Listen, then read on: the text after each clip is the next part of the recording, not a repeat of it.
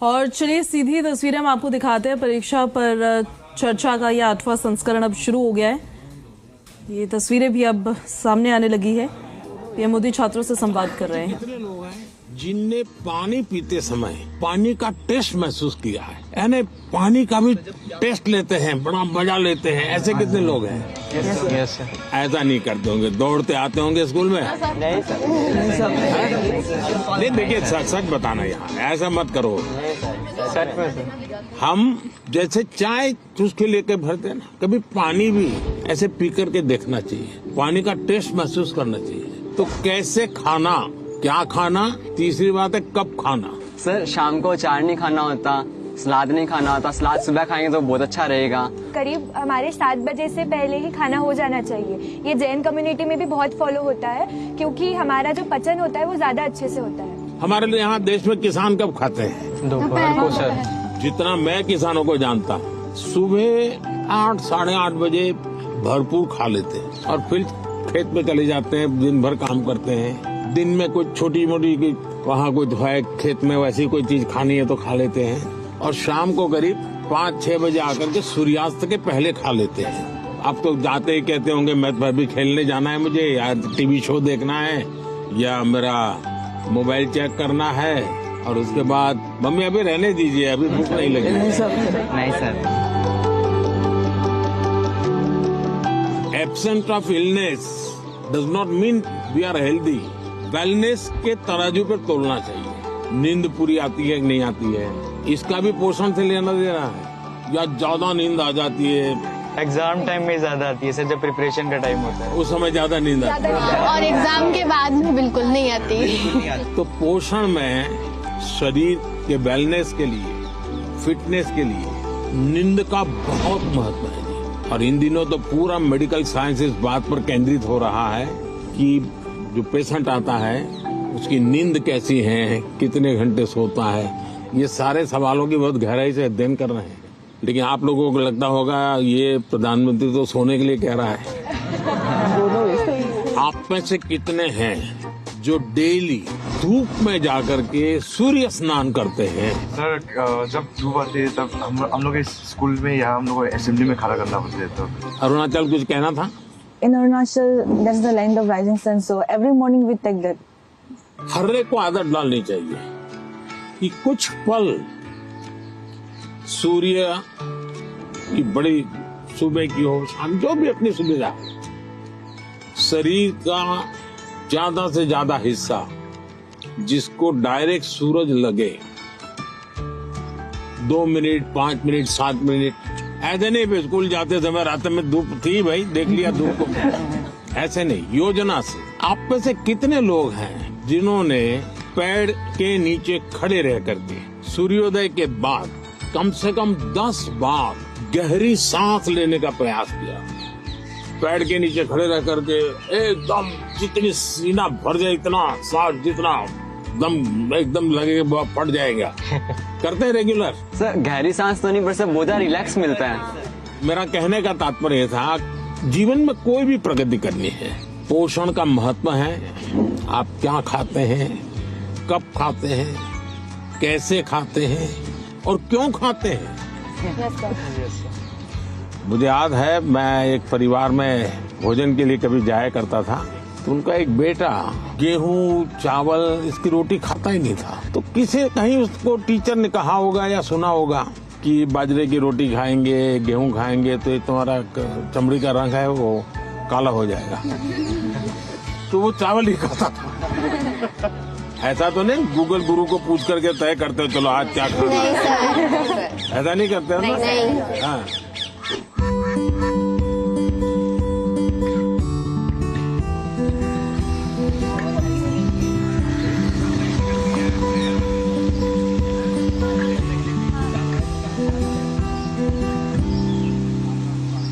अच्छा बताइए, चलिए अब मैं तो कब से बोल रहा हूँ, आप लोग क्या बोलना चाहते हैं? नमस्कारम सर, मेरा नाम आकांक्षा है और मैं केरला से आई हूँ।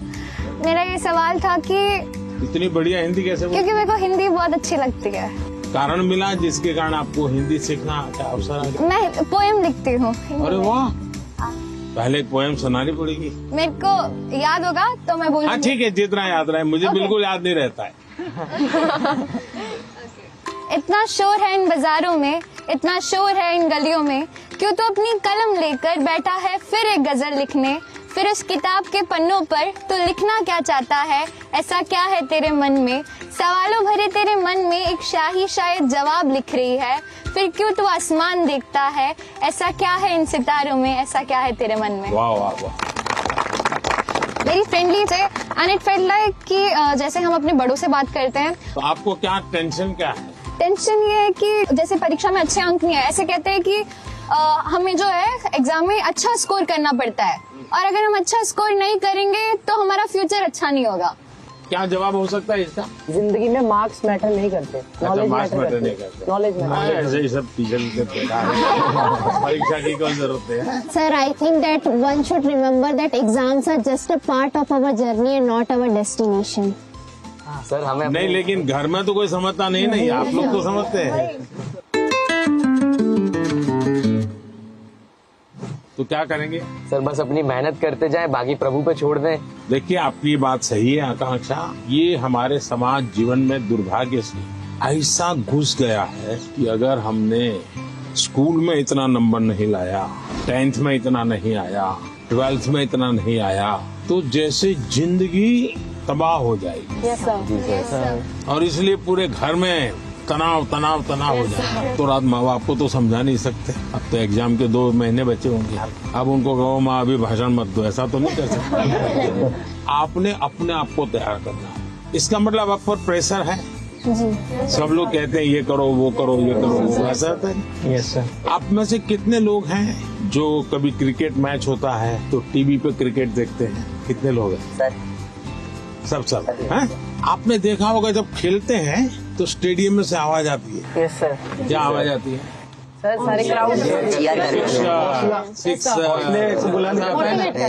कोई कहता है 4, कोई कहता है 6। अब बैट्समैन क्या करता है? आपको सुनता है कि वो उस बॉल को देखता है? अगर वो इसी में लग जाए, उसने सिक्सर कहा है चलो लगाओ सिक्सर, तो क्या हो जाएगा? इसका मतलब कि बैट्समैन उस प्रेशर की परवाह नहीं करता। उसका पूरा ध्यान उस बॉल पे होता है। अगर आप भी इस प्रेशर को मन में न लेते हुए अपना ध्यान, आज मैंने इतना पढ़ना तय किया, ये अगर कर लेते हैं तो आप आराम से उस प्रेशर में से भी अपने आप को दिखा सकते। हमारे क्वेश्चंस का रिप्लाई भी दिया सर ने, बहुत अच्छे से उन्होंने हमें समझाया कैसे एग्जाम का स्ट्रेस नहीं लेना है हम लोग को। उन्होंने बहुत कुछ सिखाया। आपको आपके लक्ष्य के बारे में पता है तो आपको ना कोई डिस्ट्रैक्शन, ना कोई भी चीज नहीं रोक सकती है। आपको खुद मोटिवेटेड रहना चाहिए। She said, whatever the stress it may be, like just उन्हें खोल के एंजॉय करो, like don't even think about it. हर समय पर अपने आप को कसना चाहिए। Yes sir. हर बार अपने आप को चुनौती देते रहना चाहिए। Yes sir. अगर पिछली बार 30 मार्क्स आए थे, इस बार 35 लाना है। चुनौतियां तो अपने आप को करनी चाहिए। बहुत से लोग खुद से खुद की लड़ाई नहीं लड़ते। क्या कभी आपने खुद से खुद की लड़ाई लड़ना तय किया है? खुद से लड़ना है तो पहले खुद से खुद को मिलना पड़ता है। कभी अपने आप को पूछा है कि मैं जीवन में क्या बन सकता हूँ, क्या कर सकता हूँ, और मैं क्या करूँ तो मुझे संतोष मिलेगा? कई बार अपने आप को पूछना चाहिए।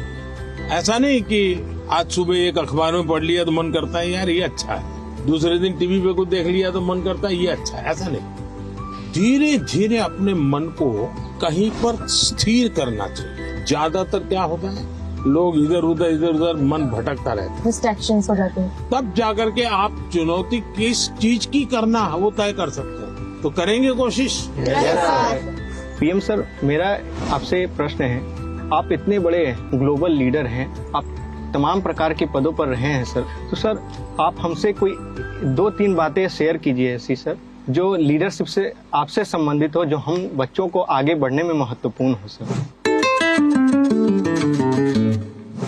विराज बिहार का लड़का हो और राजनीति का सवाल न हो, ये हो ही नहीं सकता। देखिए बिहार के लोग बहुत तेजस्वी होते हैं। और किसी के मन में आता है लीडरशिप का भाव? जी सर। जी आते हैं सर मेरे मन में भी आता है। कैसे बताओ जैसे बता रहे बता दो। कभी कभी टीचर ने अगर हमें क्लास में माइंड करवाने के लिए रखा है, मॉनिटर बनाने के लिए रखा है, बच्चे बात नहीं सुनते तो उन्हें समझाने का एक तरीका होता है। अब उन्हें सीधा तो ये नहीं बोल सकते ना कि बैठ जाओ वरना नाम लिख दूंगा, ये तो होएगा तो वो और शोर करेंगे।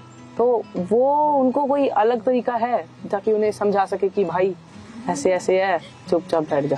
आप हरियाणा से हैं? नहीं, मैं पंजाब से हूँ, चंडीगढ़ से। चंडीगढ़ से? हाँ जी। लीडरशिप की डेफिनेशन जो है ना, लीडरशिप यानी कुर्ता पैजामा वाला, जैकेट पहना हुआ और बड़ा मंच पे बड़े बड़े भाषण करने वाला, ऐसा नहीं होता। जैसे आप इतने लोग हैं, देखिए आप में से कोई लीडर बन गया होगा, बिना कोई कारण आप उसको पूछते होंगे, आप वो कहेगा चलो, तो आपको लगता है चलो यार चलो, अपने आप बन गया होगा एक आदमी।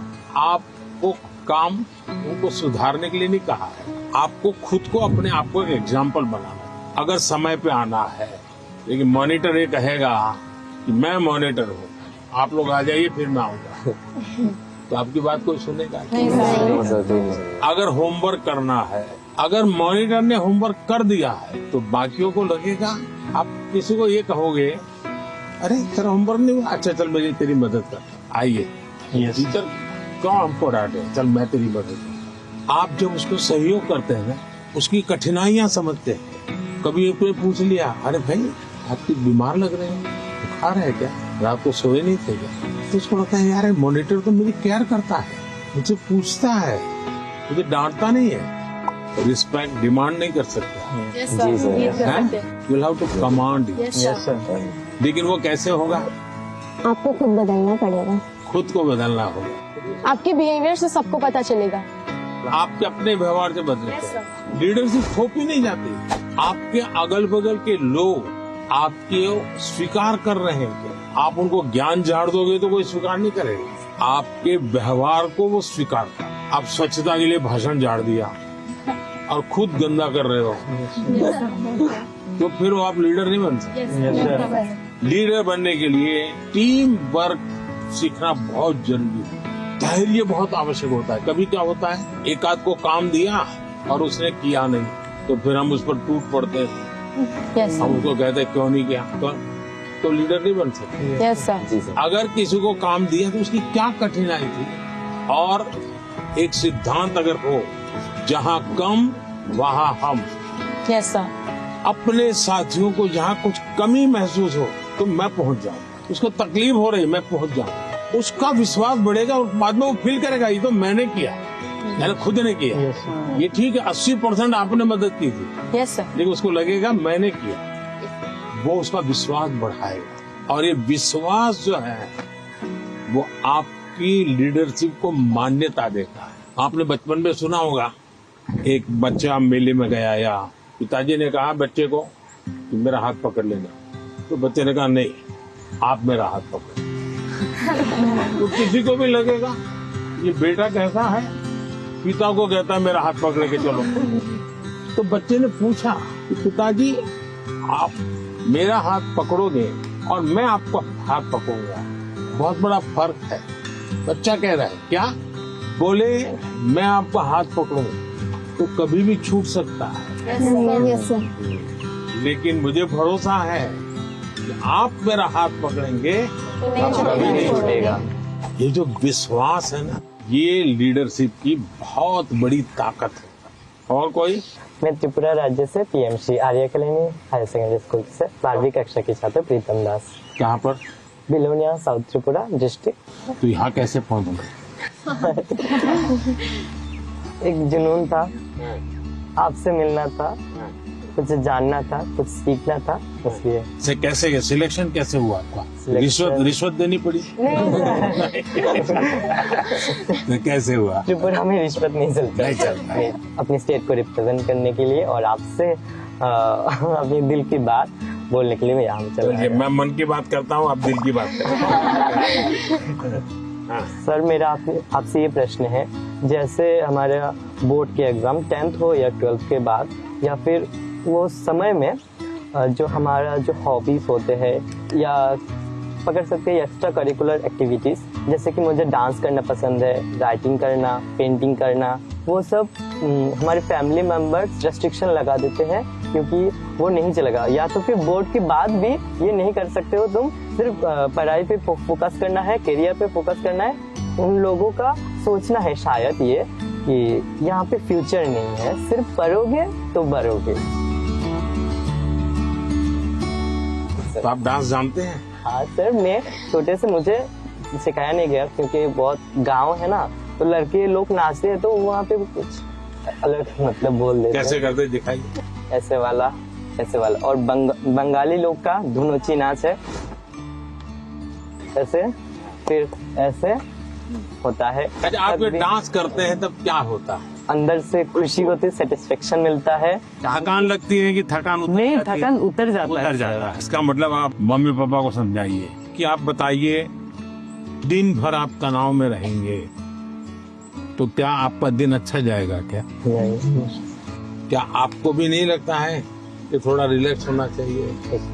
अगर मान लीजिए घर में एक कुत्ता पाला है जो अपने कुत्ते को इतना प्यार करता हुआ बचपन से बड़ा हुआ है और 10वीं कक्षा में आए और माँ बाप कह दे नहीं अब कुत्ते में समय मत लगाओ, वो हम तो कुत्ते को संभालेंगे, तुम पढ़ाई करो, तो आपका मन करेगा नहीं, मन बेचैन हो जाएगा। तो आपकी बात सही है और ये समझाना चाहिए कि रोबोट की तरह जी नहीं सकते, हम इंसान हैं। आखिरकार हम पढ़ाई क्यों करते हैं? आगे के क्लास में जाने के लिए। हाँ सर।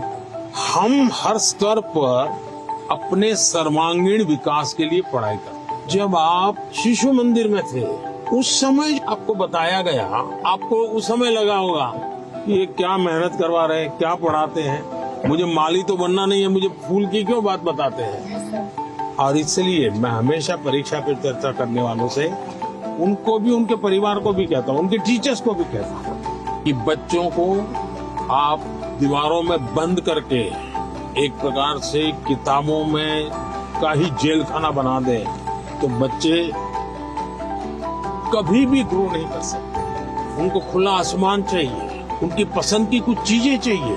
अगर वो अपनी पसंद की चीजें अच्छे से करता है तो पढ़ाई भी अच्छे से कर लेगा। परीक्षा ही सब कुछ है जिंदगी में, इस प्रकार के भाव से नहीं जीना चाहिए।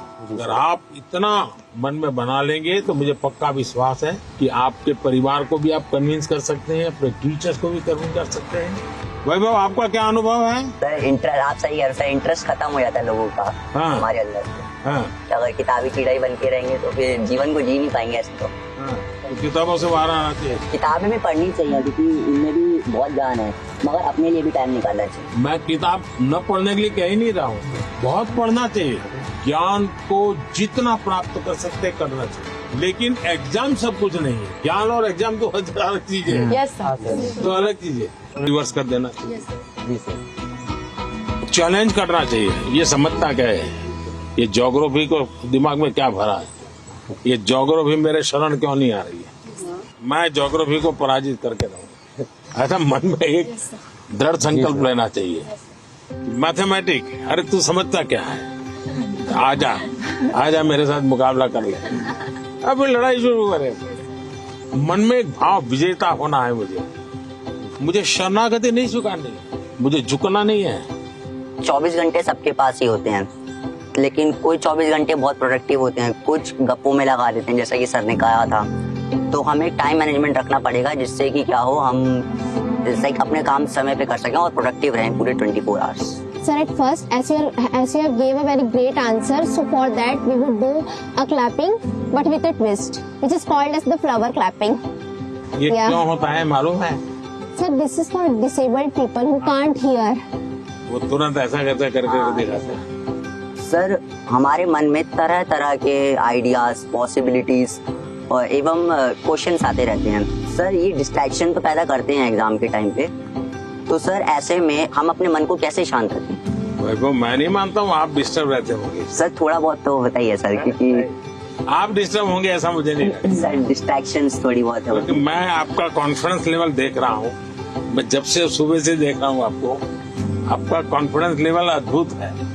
बट स्टिल सर, एक बात तो होती है क्योंकि सर एग्जाम्स तो होते ही है तब।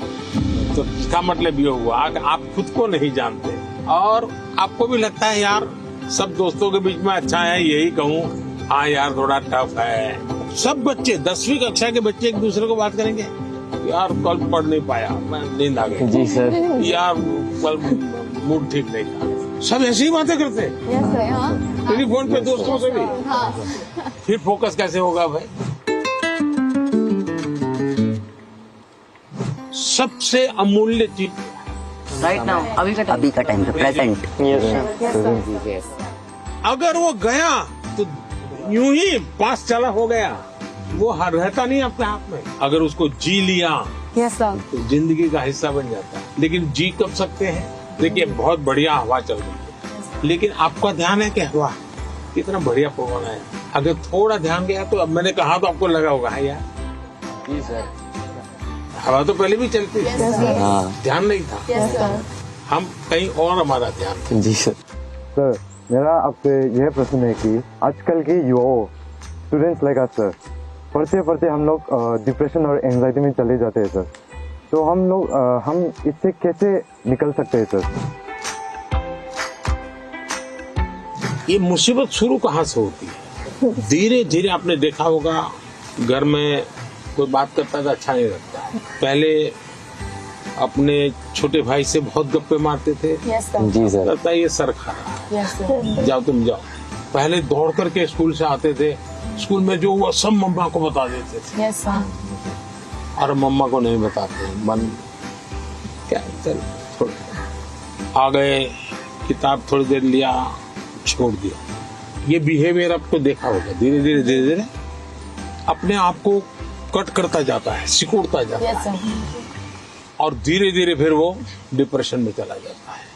आपको कोशिश करनी चाहिए आपके मन के अंदर जो दुविधाएं हैं बिना संकोच खुल करके किसी को कहना चाहिए।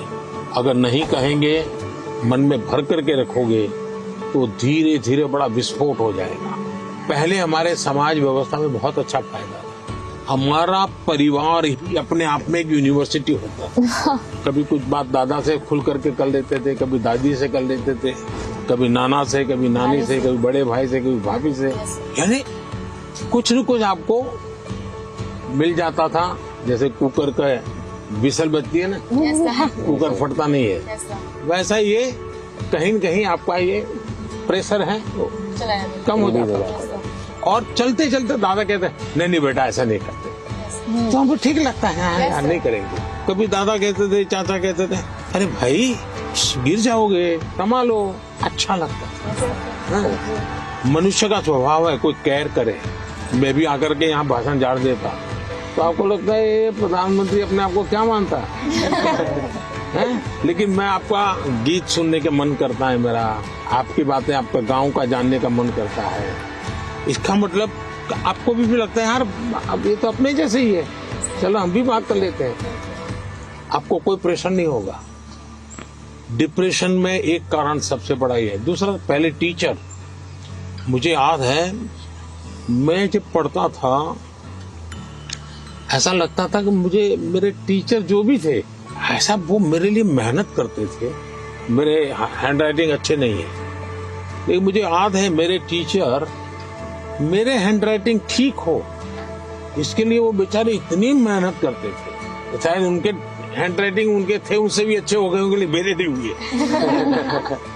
लेकिन मेरे मन को वो बात छू गई कि वो मेरे लिए इतनी मेहनत करते थे। Sir, I had one last question. That due to the pressure of parents, many students opt for those careers or streams in which they are having no interest. So how can those students opt for the career or stream in which they are having interest without hurting the feelings of their parents? ऐसा है कि parents का आग्रह रहता है, लेकिन न हो तो पेरेंट्स हर्ट हो जाते हैं। ऐसा नहीं है, वो अपेक्षा रहती है उनकी कि भाई मेरा बच्चा ऐसा बने, मेरा बच्चा ऐसा करे। और उसका एक कारण होता है उनके अपने विचार नहीं होते। औरों के बच्चों को देखते हैं ना तो उनको खुद का ईगो हर्ट होता है कि ये उसकी मौसी का लड़का तो इतना कर लिया, ये मेरा नहीं कर रहा है। तो उनका जो सोशल स्टेटस है वो उनके लिए रुकावट बन जाता है। तो मेरी तो माता पिता को एडवाइस है आपकी कृपा करके आपके बच्चे को आप मॉडल के रूप में हर जगह पे खड़ा मत कर दो। आप अपने बच्चे को प्यार करो, उसकी शक्तियां हैं उसको स्वीकार करो। दुनिया में कोई व्यक्ति ऐसा नहीं है जिसके पास कोई एक चीज नहीं होती है। जैसे मैंने अभी बताया, वो बच्चा स्कूल से निकाल देने वाले थे, वो रोबोट बनाने में नंबर वो ले आया। वो जो बच्चे स्कूल में कभी खेल कूद के अंदर बहुत बड़ा, अब सचिन तेंदुलकर इतना बड़ा नाम सुन रहे हैं, वो पढ़ाई के विषय में खुद कहते हैं मेरा विषय ही नहीं था, मैं कोई ज्यादा पढ़ने का मेरा नहीं था। लेकिन उनके माँ बाप ने उनके अंदर ये क्षमता देखी, उनके टीचर ने देखी, उनका जीवन बदल गया। मुझे कभी किसी ने पूछा था कि आप प्रधानमंत्री नहीं है, तो मंत्री होते, मिनिस्टर होते, और आपको कोई डिपार्टमेंट लेने के लिए पूछता कोई, तो आप कौन सा डिपार्टमेंट पसंद करते? तो मैंने जवाब दिया था मैं स्किल डेवलपमेंट डिपार्टमेंट। स्किल की ताकत बहुत होती है, हमें स्किल पर बल देना चाहिए। और माँ बाप भी, बेटा पढ़ाई में नहीं है तो कहीं और तो उसकी ताकत होगी, उसको पहचाने और उसको डाइवर्ट करें, तो मैं समझता हूँ ये प्रेशर कम हो जाएगा।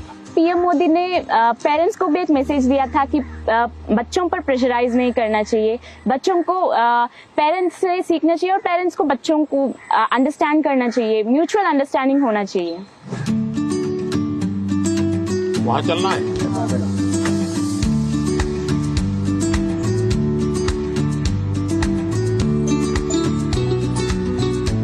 आइए थोड़ा थोड़ा निकट आइए, सब लोग काफी दूर दूर है। मेडिटेशन करना है। हाँ, मेडिटेशन सिंपल अपनी भाषा में कहेंगे तो क्या कहेंगे? ध्यान केंद्रित करना। देखिए अब ये फाउंटेन चल रहा है, पल भर के लिए उसकी आवाज सुनिए। कोई गीत आपको उसमें सुनाई देता है?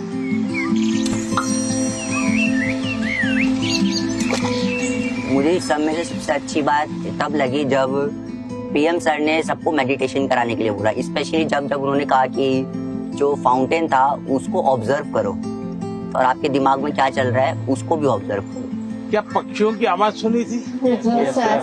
कैसा लग रहा? बहुत अच्छा। 5 आवाज एक साथ आई होगी। आपने कभी आइडेंटिफाई किया कि किस आवाज कहाँ से आ रही है, किसकी आ रही है? अगर ये किया, आपका ध्यान केंद्रित हुआ, उसकी जो एक ताकत थी उसके साथ अपने आप को अटैच किया। जैसे मुझे अभी वैभव ने पूछा था, बहुत एंजाइटी हो जाती है, इसका उपाय क्या है? ब्रीथिंग सर, प्राणायाम। हाँ, प्राणायाम बहुत काम करता है। आप एक अलग प्रकार की एनर्जी पैदा करते हैं। आप सांस लेते समय ऐसे फील करो कि ठंडी हवा अंदर जा रही है और गर्म हवा बाहर आ रही है। आप जरा चेक करो कौन से नोज से हवा ले रहे हैं आप। राइट। दोनों नोज से नहीं आ रही है हवा तो दूसरे को बुरा लगेगा। अब आपको मान लीजिए राइट से लेफ्ट जाना है तो उसको ऑर्डर करोगे तो मान जाएगा? नहीं। उसका एक टेक्निक है। आपका अगर राइट चालू है तो बाएं दांत दबा दीजिए और एक तरफ ऐसे उंगली दबा दीजिए। आप देखिए सांस पहले यहाँ चलता था, धीरे धीरे यहाँ चला गया। Yes sir, yes. 5 सेकंड में बॉडी पर आपका कंट्रोल आ रहा है। Yes sir. दोनों नोज में अपना सांस चलना चाहिए, बैलेंस होना चाहिए। तो आप ऐसे ही हाथ, स्कूल में टीचर कहते हैं ना, ऐसे हाथ अंदर फिट करके अब बैठ जाइए। अब सांस लीजिए, देखिए दोनों नोज चालू हो गए।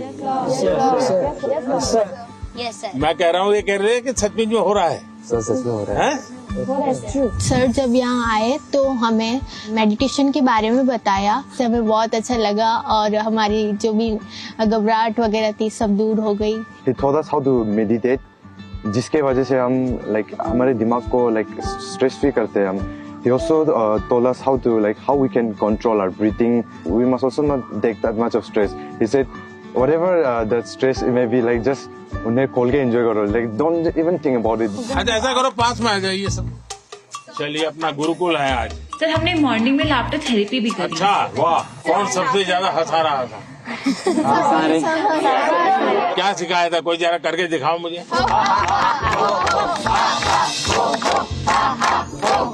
जाकर के आप परिवार में करवाओगे तो क्या कहेंगे, पागल होकर के आए। एक काम करिए, घर में सबको इकट्ठा करके करिए। इसकी एक खुशी की अपनी एक ताकत होती है, और देखिए उसका 3 दिन के अंदर फर्क दिखेगा, घर में वातावरण बदल जाएगा। हमने जब पिछली बार जैसे कि थोड़ा सा पीएम सर स्टेज पे थे, बाकी बच्चे नीचे थे, हमने सोचा वैसा कुछ ही होगा, वैसा नहीं था। जो बिल्कुल फ्रेंड की तरह बात कर रहे थे, मुझे लग ही नहीं रहा था कि इंडिया के प्राइम मिनिस्टर यहाँ हैं। मेरा नाम युक्ता मुखी है सर। छत्तीसगढ़। जी सर, मैं पूछना चाहती हूँ कि हम छोटे छोटे जीत से खुश कैसे रहें, क्योंकि मैं ज्यादा नेगेटिव हो जाती हूँ हर चीज। क्या कारण है? आप खुद ही सोचती हैं कि और लोग कहते हैं इसलिए आप नेगेटिव हो जाती हैं? इतना परसेंटेज मैंने 10वीं में सोचा था कि 95 आ जाएंगे, लेकिन 93 आ गया, 2% कम हो गया, तो उसके में मैं बहुत ही ज्यादा डिप्रेस्ड हो गई थी। देखो बेटे, मैं तो इसको सक्सेस मानूंगा। टारगेट ऐसा होना है जो पहुंच में हो लेकिन पकड़ में न हो। तो पहले तो मैं आपको बधाई देता हूँ कि आपने अपनी ताकत से 2 पॉइंट ज्यादा टारगेट रखा, तो बुरा नहीं है। और आपने 90, और आप देख लीजिए अगली बार अगर आप 97 टारगेट रखोगी, आप 95 ले आओगी। आपका गर्व इस बात का है कि आपने 95 का टारगेट रखा था, और आपने 97 का नहीं रखा, 99 का नहीं रखा, 100 का नहीं रखा, 95 रखा, क्योंकि आपको अपने विषय में भरोसा था। एक ही चीज को आप अलग तरीके से देख सकते। Sir, in the examinations time, the many students fear, sir, about exams, sir, and they did not take care about of the health, sir. पहली बात है कि ये जो मुसीबत है ना, उसका कारण विद्यार्थी कम है। सबसे पहला दोष है उसके परिवार के लोगों का। उसको अच्छा आर्टिस्ट बनना है, बहुत बढ़िया ड्राइंग करता है, लेकिन वो कहते नहीं तुझे इंजीनियर बनना है, डॉक्टर बनना है, और फिर उसमें उसका जीवन हमेशा हमेशा तनाव में रहता है। तो सबसे पहले तो मेरी माँ बाप परिवारजनों से आग्रह है कि आप अपने संतानों को समझने का प्रयास कीजिए, उनको जानने का प्रयास कीजिए, उनकी इच्छाओं को समझिए, उनकी क्षमताओं को समझिए, उसके अंदर जो क्षमता पड़ी है उसके अनुरूप वो क्या करता है उसको मॉनिटर कीजिए, हो सके तो उसको मदद कीजिए। अगर मान लीजिए उसको खेल कूद में रुचि आपको दिख रहा है तो कहीं खेल स्पर्धा देखने के लिए ले जाइए, उसको देखेगा, मोटिवेट होगा। दूसरा है टीचर्स। स्कूल में टीचर भी ये वातावरण बना देते हैं, जो 4 अच्छे बच्चे होशियार होते हैं हर बार उनको पुचकारते हैं, बाकियों को बिल्कुल गिनते ही नहीं है, लास्ट बेंच पे बैठो, तेरा काम नहीं है, ये उसको डिप्रेस कर देते हैं। टीचर से भी मेरा आग्रह है कि आप विद्यार्थी के बीच में कोई तुलना मत कीजिए, आप किसी विद्यार्थियों को और विद्यार्थियों के बीच में टोकना मत कीजिए। कुछ कहना है तो उसको अलग से हाथ लगा के, देखो बेटे तुम बहुत अच्छे हो, बहुत मेहनती हो, थोड़ा इस पे ध्यान दे दो। और विद्यार्थी को फिर सोचना होगा, मैं मेहनत करूं, अच्छा से अच्छा लाऊं, पिछली बार से अच्छा करूंगा, मेरे और दोस्तों के सामने भी अच्छा करके दिखाऊंगा। लेकिन यही जिंदगी नहीं है। मैं जब से देख रहा हूँ आप अपने में ही खोई खोई लग रही हो, खुल करके मिल नहीं रही हो। As being a senior student of my school, much of the time I used to motivate my juniors regarding their test examinations or whether it's about cultural literature competitions. But sometimes I feel like I'm not being able to motivate myself. आप कभी भी अपने आप को अकेला मत करिए। आप खुद अकेली अपने लिए बहुत सोचती हो, किसी को शेयर नहीं करती हो। किसी व्यक्ति की जरूरत है जो आपको मोटिवेट करे। आपके परिवार में कोई, आपके सीनियर्स में से कोई। दूसरा, हो सके अपने आप को चैलेंज कीजिएगा, आज मुझे 10 किलोमीटर साइकिल चलानी है, अरुणाचल के पहाड़ों में भी 10 किलोमीटर हो जाए तो पूरा दिन भर एंजॉय करो। तो देखिए आज मैंने कर लिया, आपका विश्वास अपने आप बढ़ता जाएगा। तो छोटे छोटे प्रयोग होते हैं। खुद के साथ हमेशा खुद को पराजित करना, वर्तमान को ऐसे जीना कि पास्ट हमारा पास्ट हो जाए, उन्होंने एक बात कहा था कि सेल्फ गोल होना बहुत जरूरी है, आपको खुद मोटिवेटेड रहना चाहिए। और खुद मोटिवेट करने के लिए आप बहुत सारी चीज फॉलो कर सकते हैं, जैसे कि आप छोटे छोटे अचीवेबल आप गोल्स रखिए अपना, और जब आप वो गोल्स को अचीव कर लेते हो तो हमेशा आप अपने आप को रिवॉर्ड किया कीजिए। इस तरह से उन्होंने मतलब कई बातों से मुझे मोटिवेट किया था। सर आपका कौन सा मोटिवेटर है? मेरा मोटिवेटर आप ही लोग हैं। जैसे अजय ने गीत लिखा, परीक्षा पे चर्चा मेरी किताब तो मैंने भले लिखी, लेकिन कोई अजय है अपने गांव में बैठ करके उसको अपनी कविता में ढाल रहा है। मतलब मुझे लगता है कि मुझे इस काम को ज्यादा करना चाहिए। अगर हम अपने आसपास देखें तो हमारे लिए मोटिवेशन के लिए बहुत चीजें होती है। मनन चिंतन आत्मसात होता है, इसमें मतलब बात को पहले सुनते हैं, उसको समझते हैं, वो आत्मसात कर नहीं पाता। आपने सुना, उसके बाद चिंतन किया, तो किस चीज का चिंतन किया? आपने उनके शब्दों का, उनके पाठ का चिंतन किया। अगर कोई कहे सुबह जल्दी उठ जाना चाहिए, फिर मैंने मनन किया, हाँ उठने के इतने इतने फायदे होते हैं, फिर मैं सो गया, फिर आत्मसात कैसे होगा? मैंने जो सुना उसको मैंने अपने आप को एक लेबोरेटरी बना करके उसको तराशने की कोशिश की। क्या अगर मैं करता हूं तो मैं आत्मसात कर सकता हूं।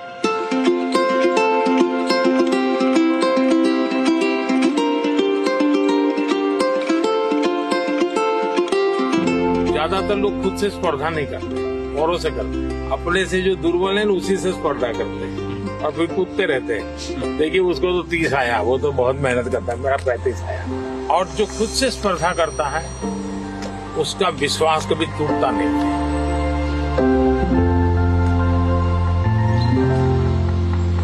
है एक आदमी है, वो इस संसार के लिए दीपक बन गया। है एक आदमी है जो उसकी कष्टों को पल भर कर दूसरों की सुख के लिए दिन भर रात 24 घंटे परिश्रम किया। है एक आदमी है जो आज हमारी भारत की प्रधानमंत्री, जो हम विद्यार्थियों को सलाहें देते हुए, हमको इंस्पायर करते हुए, इंटरेक्ट करते हुए हमको खुशी दे रहे हैं, हमारी प्रियतम श्री नरेंद्र मोदी जी है। धन्यवाद सर। थैंक यू बेटा, थैंक यू। सर मेरा आपसे क्वेश्चन ये है कि जब भी हम एग्जाम देने जाते हैं, एग्जाम लिखते समय मेरे मन में हमेशा ये चिंता होती है कि उसकी अगर मैं फेल हो गई तो, और उसके जो परिणाम हो गए उसके बारे में हमेशा वो चिंता रहती है मन में। फेलियर से कैसे बच पाए? स्कूल में 10वीं में 12वीं में 40% 30% बच्चे फेल होते हैं, उनका क्या होता है? फिर से ट्राई करते हैं, उसके बाद भी फेल हुए तो देखिए जिंदगी अटक नहीं जाती है। आपको तय करना होगा कि जीवन में सफल होना है कि किताबों से सफल होना है। जीवन में सफल होने का एक उपाय ये होता है कि आप अपने जीवन की जितनी विफलताएं हैं उसको अपना टीचर बना लें। आपको मालूम होगा कि जो क्रिकेट मैच होती है तो दिन भर का फुटेज होता है, सारे प्लेयर्स बैठते हैं, वो देखते हैं खुद ने क्या गलती की, फिर वो तय करते हैं हमें क्या सुधार करना चाहिए। क्या आप भी अपने जो विफलताएं हैं उन विफलताओं को टीचर बना सकते हैं क्या? दूसरा, जीवन सिर्फ परीक्षाएं नहीं, जीवन समग्रता में देखना चाहिए। अब आपने किसी दिव्यांग जनों के जीवन को बारीकी से देखिए। परमात्मा ने कुछ चीजें उनको नहीं दी है, परमात्मा ने कुछ और चीजें इतनी एक्स्ट्राऑर्डिनरी दी होती हैं कि वो उसके जीवन का संबल बन जाता है, ताकत बन जाता है। लेकिन हमारे अंदर भी परमात्मा ने कुछ कमियां भी रखी हैं, कुछ विशेषताएं रखी हैं। Yes sir. उन विशेषताओं में और अधिक अच्छा कैसे बने उस पर फिर कोई पूछेगा नहीं कि तुम्हारी डिग्री क्या है, तुम कहाँ पढ़े थे, 10वीं में कितने मार्क्स आए, कोई नहीं पूछेगा। और इसलिए कोशिश ये होनी चाहिए कि मार्क्स बोले या जीवन बोले। जीवन सर। तो जीवन बोलना चाहिए। मैं अजय, मैं आरोही मोड़ सीनियर सेकेंडरी स्कूल का छात्र हूँ। क्या आजकल टेक्नोलॉजी बहुत ज्यादा बढ़ चुकी है, परंतु कई बार हम इसका बहुत ज्यादा प्रयोग कर लेते हैं। तो सर मैं आपसे चाहूंगा कि आप हमारा मार्गदर्शन करें कि हम कैसे टेक्नोलॉजी का सदुपयोग कर सकते हैं। पहली बात है, हम सब भाग्यवान हैं और आप सब विशेष भाग्यवान हैं।